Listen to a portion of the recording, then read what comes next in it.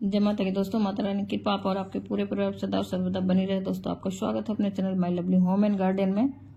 आज की वीडियो में मैं बात करूंगी दोस्तों, हरितालिका तीज कब है 2023 में, और इसकी पूजा विधि क्या है और कौन इसको कर सकता है और किसे इसे नहीं करना चाहिए।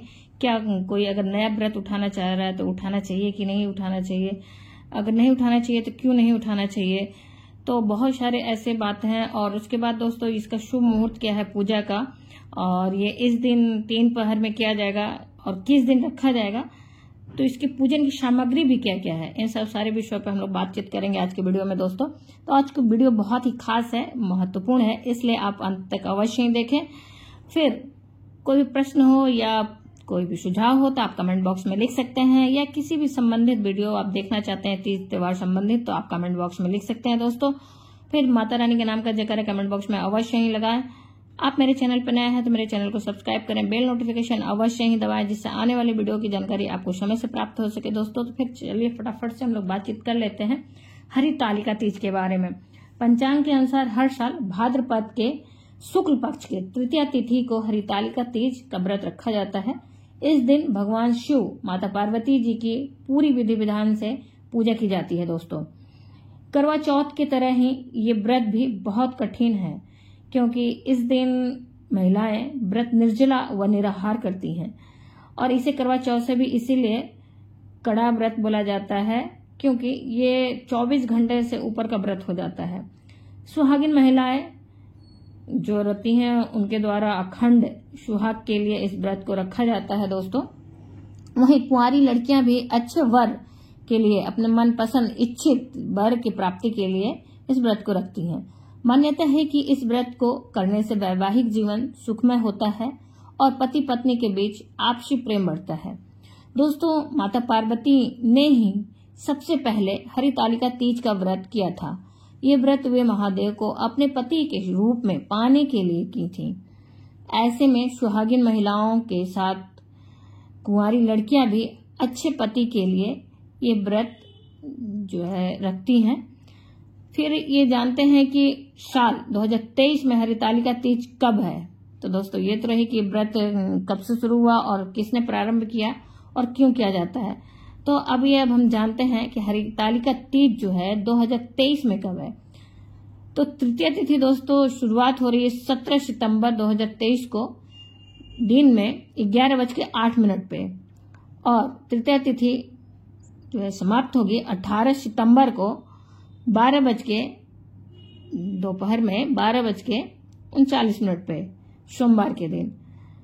तो दोस्तों, ऐसे में हरितालिका तीज उदया तिथि के अनुसार 18 सितंबर 2023 सोमवार को रखा जाएगा। अब बात करते हैं दोस्तों पूजा का शुभ मुहूर्त। तो पूजा के 3 शुभ मुहूर्त प्राप्त हो रहे हैं उस दिन। पहला शुभ मुहूर्त आपको मिलेगा 6:07 सुबह में, और 6:07 से लेकर 7:39 तक रहेगा। और दूसरा शुभ मुहूर्त होगा दोस्तों सुबह के 9:11 से लेकर 10:43 तक। फिर उसके बाद प्रदोष काल में पूजा का शुभ मुहूर्त होगा शाम 6:23 से लेकर 7:51 तक। आप इन तीनों मुहूर्तों में से कभी भी पूजा कर सकते हैं दोस्तों। हरितालिका तीज के व्रत के नियम भी बहुत कठिन हैं, और शक्ति से इन नियमों का पालन भी करना चाहिए और किया भी जाता है। और कहा जाता है, आपको बता दें कि हरितालिका तीज का व्रत निर्जला रखा जाता है। इस व्रत में जो महिलाएं पहले से रहती हैं उन्हें तो पता ही है, लेकिन जो नया शुरू करेंगी उनके लिए बात है कि वे निर्जला रखेंगे, निराहार निर्जला, मतलब इसे एक बूंद पानी भी नहीं पिया जाता इसमें। यदि कोई व्यक्ति एक बार हरितालिका तीज का व्रत करता है तो वे इसे बीच में नहीं छोड़ सकता, और बहुत कोई मुसीबत आ जाए तो कोई बात नहीं दोस्तों, तब तो मजबूरी हो जाती है, लेकिन ऐसे इस व्रत को नहीं छोड़ा जाता है। यदि सूतक लगने पे या फिर मासिक धर्म हो गया तो ऐसे में महिलाएं व्रत रखेंगी, पूजा नहीं करेंगी सिर्फ, और संभव हो तो पूजा अगर कोई कर रहा है तो दूर से बैठ के अगर कहानी सुनना है, पूजा का मतलब मन से करना है, मानसिक पूजा कर सकती हैं। फिर कथा भी सुन सकती हैं इस तरह से दूर के बैठ के दोस्तों। उसके बाद दोस्तों, जिस घर में महिला हरितालिका तीज का व्रत रखती हैं वहां पे भी साफ सफाई का विशेष ध्यान रखा जाता है। वहां पे भी उस घर में किसी को भी मांस मदिरा का सेवन नहीं करना चाहिए। साथ ही परिवार के लोगों को भी तामसिक भोजन नहीं ग्रहण करना चाहिए, जैसे कि लहसुन प्याज हो गए, जो चीजें व्रत में वर्जित होती हैं उन्हें नहीं ग्रहण करना चाहिए, चाहे घर का कोई भी सदस्य हो। साथ ही महिलाओं को हरतालिका तीज के दिन जो व्रत रखते हैं उन्हें क्रोध नहीं करना चाहिए। इसके अलावा अपने मन को शांत रखें, मन में बुरे ध्यान भी नहीं आने देना चाहिए, मतलब खुश रहें। फिर उसके बाद दोस्तों ऐसा माना जाता है कि व्रत रखने वाली महिला को दिन और रात, मतलब दोपहर में भी नहीं सोना चाहिए, और उस दिन रात्रि जागरण का नियम होता है, रात में भी नहीं सोना चाहिए। तो दोस्तों हरतालिका तीज के व्रत में हरतालिका तीज जो करती हैं उन्हें कथा सुनना बहुत महत्वपूर्ण होता है, बहुत ही जरूरी होता है। तो कथा अगर सुन सकते हैं या पढ़ सकते हैं, कथा का पाठ कर सकते हैं, तो पठन पाठन या श्रवण कर सकते हैं दोस्तों। इसके बिना व्रत अधूरा माना जाता है। दोस्तों यदि हरितालिका तीज का व्रत रखने वाली कोई महिला यदि रात को सोती है तो कहा जाता है, ऐसी मान्यता है शास्त्रों के अनुसार दोस्तों, वह अगले जन्म में अजगर बनती है। और यदि कोई महिला या लड़की व्रत नहीं रखती है तो वह अगले जन्म में मछली का रूप प्राप्त करती है, मछली योनि में, मतलब उसका जन्म होता है। इसके अलावा कोई महिला इस दिन अगर दूध पी लेती है, दूध का सेवन करती है, तो वह अगले जन्म में सर्पनी का, मतलब उसे योनि मिलता है दोस्तों। यदि कोई महिला गलती से कुछ खा लेती है तो वह अगले जन्म में बानर बनती है। तो दोस्तों इस व्रत के नियम बहुत ही सख्त हैं और इसी वजह से कहा जाता है इस व्रत को सख्ती से मानना चाहिए, और मानती हैं महिलाएं। आपका शरीर अगर साथ नहीं दे रहा है दोस्तों, तो अगर आप जितना दिन व्रत रह चुके हैं उतने के बाद आप उद्यापन कर दें। स्वास्थ्य साथ नहीं दे रहा है दोस्तों, तो आपके पास कोई होता है ना कि वो, मतलब कोई अपॉर्चुनिटी ही नहीं, कोई मौका ही नहीं है कि अब आगे आप व्रत कर पा रही हैं। नहीं तो ये व्रत जब उठाते हैं लोग तो फिर इसे बीच में नहीं छोड़ते हैं। अगर किसी कारणवश अगर टूट गया है, मान लीजिए किसी साल कोई दिक्कत परेशानी हो गई या स्वास्थ्य खराब हो गया या कोई ऐसी बात हुई जिसकी वजह से नहीं कर पाई आप, तो नेक्स्ट ईयर से आप अगले साल से आप उस व्रत को उठा सकती हैं। लेकिन ये बात ध्यान रहे कि मलमास जिस साल पड़ता है उस साल से नहीं उठाना है इस व्रत को दोस्तों, चाहे वह आपका पुराना ही क्यों न व्रत रहे। अगर बीच में खंडित हुआ है तो आप फिर से दोबारा शुरू करना है, तो मास वाले साल में, पुरुषोत्तम मास वाले साल में नहीं उठाएंगी। तो दोस्तों अब हम लोग जानते हैं कि हरतालिका तीज जो महिलाएं व्रत रखती हैं उनकी पूजन की सामग्री क्या क्या होगी। हरतालिका तीज भगवान शिव, माता पार्वती और गणेश जी की मिट्टी की मूर्ति बनाकर की जाती है। अगर आपके घर में पहले से शिवलिंग और पशु परिवार की मूर्ति हो या फोटो हो तो आप जरूरी नहीं है कि मिट्टी की या फिर से नया बनाएं, आप उस पे भी पूजा कर सकती हैं। अगर शिवलिंग है और उनके साथ पूरा शिव परिवार है तो आप वहां पे भी उनके साथ पूजा कर सकते हैं दोस्तों। और इसके अलावा अगर आपके घर में पहले से नहीं है तो आपको मिट्टी का उस दिन बनाकर चौकी, एक नया उस दिन आपके पास जो चौकी होगी पूजा की, उसे स्थापित करें और उस पे एक सफेद वस्त्र बिछाएं और उसके बाद भगवान के पूरे परिवार को स्थान दें एक शुद्ध स्वच्छ साफ थाली में या नया थाली पूजा की जो आपके घर में होगी उसमें। और भगवान की मिट्टी की मूर्ति बनाएं, शिवलिंग बनाएं और उस पे आप वहां पे गणेश जी को भी बनाएं और माता पार्वती का भी एक स्वरूप बनाएं, और मतलब शिव परिवार का स्वरूप बना के आप वहां पे पूजन करें। फिर उसके बाद पूजन सामग्री में दोस्तों इसके बाद आपको पीला वस्त्र चाहिए, बेलपत्र चाहिए, जनेऊ, धतूरा, शमी पत्र, दुर्बा, कलश, अक्षत, कपूर, गंगा जल, शहद, दही, 16 श्रृंगार की सामग्री, दूध, पंचामृत चाहिए दोस्तों। फिर भगवान के सारे प्रिय जो पुष्प होते हैं, आप कहा जाए कि आंकड़े का पुष्प हो गया, कनेर का पुष्प हो गया, मतलब आप जो भी चढ़ा सकते हैं, भस्म, भांग आदि आदि चीजें भगवान को चढ़ाई जाती है, अष्टगंध वगैरह सभी कुछ आप इन्हें अर्पित करने के लिए उस दिन अपने पास रखें।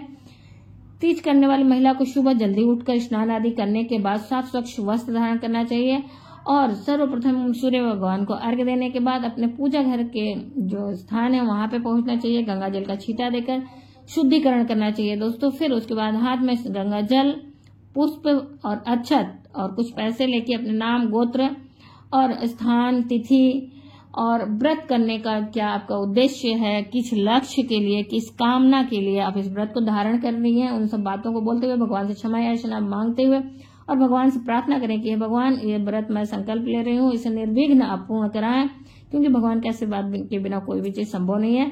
और आपकी मनोकामना भी निर्विघ्न पूर्ण करे भगवान। यह मनोकामना आप भगवान से बोलते हुए, क्षमा याचना मांगते हुए सारी सामग्री को भगवान के चरणों में अर्पित कर दें। दोस्तों मान्यता ऐसी है कि अगर कोई भी व्रत आप करते हैं बिना संकल्प के वो पूर्ण नहीं माना जाता है, इसलिए संकल्प अवश्य ही करें किसी भी व्रत में। फिर सर्वप्रथम गणेश जी की पूजा अर्चना करें, फिर कार्तिक भगवान की, फिर माता अशोक सुंदरी की। जैसे कि शिवलिंग में सारे स्थान होते हैं उन सब जगहों पर ध्यान करें और पूजा अर्चना करें। फिर माता गौरा की, फिर उसके बाद शिवलिंग की मतलब शिव जी की पूजा अर्चना करें और सारी सामग्रियों को बारी बारी से जिसको जो अर्पित करना है वो चीजें अर्पित करें। शिवलिंग पे यदि आप शिवलिंग पे ही माता पार्वती का स्वरूप रख रही हैं, ध्यान कर रही हैं, तो वहां सिंदूर न लगाएं, इस बात का ध्यान रखें। यदि आप अलग से मूर्ति गणेश जी और माता पार्वती की बना रही हैं तब वहां पे आप सिंदूर अवश्य अर्पित करें, अवश्य लगाएं, क्योंकि ये सुहाग का ही व्रत होता है दोस्तों। फिर साथ ही एक बात का विशेष ध्यान रखें कि भगवान की शंकर जी की पूजा में, माता पार्वती, शंकर जी, शिव जी के पूरे परिवार की पूजा में दुर्वा इस्तेमाल होता है, लेकिन तुलसी पत्र गलती से भी इस्तेमाल न करें, वरना आपको पुण्य की जगह पाप लग सकता है दोस्तों। इस प्रकार से मूर्ति स्थापित करके आप घर में विधि विधान से सुबह की पूजा करें और संभव हो तो शिवालय अवश्य ही जाएं। जो दोनों टाइम का संभव हो तो अवश्य जाएं और विधि विधान से पूजन अर्चना करें। उसके बाद आप चालीसा का पाठ करें और जिस दिन हरितालिका तीज के व्रत की कथा जो है उसे अवश्य सुने या फिर पढ़ें, या फिर कोई पढ़ रहा है तो उसे आप सुन सकते हैं दोस्तों। फिर उसके बाद आरती वगैरह करके भगवान से क्षमा याचना मांगते हुए विधि विधान से पूजा को संपन्न इस प्रकार से करें दोस्तों, सारी चीजों को अर्पित करते हुए। भगवान को उस दिन कोई भी मौसमी फल या फिर आप अपने पसंद के फल को अर्पित करें, लेकिन नाशपाती के फल को अर्पित न करें। साथ ही दोस्तों उसके बाद आप दूध से बनी हुई कोई मिठाई अवश्य ही अर्पित करें। इस दिन लोग गुजिया वगैरह भी बना के अर्पित करते हैं, तो आप देख लीजिए आपको कैसे क्या करना है और आप अपने घर के जो नियम है उस हिसाब से भी पूजा को कर सकती हैं। फिर उसके बाद दोस्तों धूप दीप नैवेद्य से भगवान की विधि विधान से पूजा अर्चना करने के बाद संपन्न करें सुबह की पूजा। और उसके बाद संध्या काल में, प्रदोष काल में अवश्य ही मंदिर जाएं, अवश्य ही मंदिर जाके इसी प्रकार से विधि विधान से, क्योंकि उस दिन तो बहुत भीड़ रहती है, मंदिर में तो संभव नहीं होता है इतना विधिवत पूजा करने की, तो आप घर में पूजा करने के बाद मंदिर जाएं। जितना हो सके उतना आप वहां पे भी पूजा करें, वहां पे भी भगवान को सारी सामग्री अर्पित करने की कोशिश करिए, जितना संभव उतना अवश्य करें दोस्तों। फिर वहां पे पंडित जी कथा सुनाते रहते हैं, वहां पे बैठ के समूह में वहां पे महिलाएं कथा सुनते रहती हैं, आप भी वहां पे बैठ के अवश्य सुन सकते हैं दोस्तों। तो दोस्तों अब हम जानते हैं कि किसको इसे करना चाहिए और किसे नहीं करना चाहिए, और नहीं करना चाहिए तो क्यों नहीं करना चाहिए। दोस्तों बहुत सारा भ्रम है इस बार मलमास लगने की वजह से, अधिक मास लगने की वजह से, पुरुषोत्तम मास लगने की वजह से। तो एक बात और इस बात में मैं आपको बताना चाहूंगी दोस्तों कि जिन महिलाओं की नई शादी होती है, बहनों की शादी हुई है, उन्हें तो व्रत नियम के अनुसार उठाना चाहिए शादी के बाद ही, लेकिन इस साल मलमास लग रहा है, पुरुषोत्तम मास लगा हुआ है, इसलिए वे इस व्रत को इस बार न उठावें। जो बहनें पहले से उठा चुकी हैं, जो पहले पिछले साल से कर रही हैं वो तो करेंगी, लेकिन जो इस वर्ष जिनकी शादी हुई थी और वह इस व्रत को उठाना चाह रही हैं तो उनका इस साल व्रत नहीं होगा, वो इस वर्ष व्रत नहीं उठाएंगी। होलिका दहन के बाद अगले वर्ष व्रत को उठा सकती है दोस्तों। इसी प्रकार से ये क्योंकि ये सुहाग का है व्रत दोस्तों, पुत्र आदि के लिए व्रत ये सब रखे जाते हैं। इसी प्रकार से ज्योतिया पुत्रिका व्रत जो होती है अपने बच्चों के लिए माताएं रखती हैं, तो जिनके बच्चे हो जाते हैं वो महिलाएं उसके बाद ये व्रत उठाती हैं।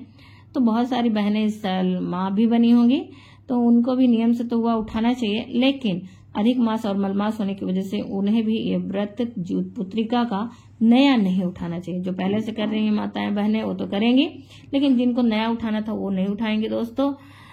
उन्हें अगले साल वो उठा सकती हैं, अगले साल होलिका दहन जब हो जाएगा 2024 का, उसके बाद वो उठा सकते हैं इस व्रत को। तो दोस्तों आशा करते हैं इस वीडियो की जानकारी सारी आपको अच्छी लगी होगी और उपयोगी लगी होगी। अगर वीडियो की जानकारी आपको अच्छी और उपयोगी लगी तो लाइक तो अवश्य करें दोस्तों, आपके लाइक से हमें ऊर्जा मिलती है दोस्तों। साथ ही अगर उपयोगी और अच्छी है तो अपने फ्रेंड्स और फैमिली में ज्यादा से ज्यादा शेयर भी करें। आप मेरे चैनल पर नए हैं तो मेरे चैनल को सब्सक्राइब करें, बेल नोटिफिकेशन अवश्य ही दबाएं, जिससे आने वाली वीडियो की जानकारी आपको समय से प्राप्त हो सके दोस्तों। और कोई प्रश्न हो या सुझाव हो तो आप कमेंट बॉक्स में लिख सकते हैं दोस्तों।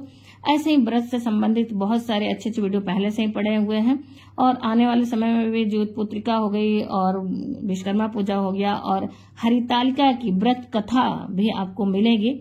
और 2024 में जो शादी के लग्न क्या पड़ रहे हैं, तिथियां क्या पड़ रही हैं, उससे संबंधित भी वीडियो आपको इस पे चैनल पे मिलेंगे दोस्तों। बहुत अच्छी अच्छी जानकारियां वाले वीडियो आपको चैनल पे मिलेंगे, तो इसलिए आप मेरे चैनल को सब्सक्राइब करें और मेरे चैनल से जुड़ के जानकारियों को लेते रहें दोस्तों। फिर माता रानी जयकारा कमेंट बॉक्स में अवश्य ही लगाएं। एक नए वीडियो और एक नई जानकारी के साथ मिलते हैं दोस्तों। तब तक के लिए जय माता की, माता रानी की कृपा और आपके पूरे परिवार सदा और सर्वदा मिली रहे दोस्तों। धन्यवाद दोस्तों।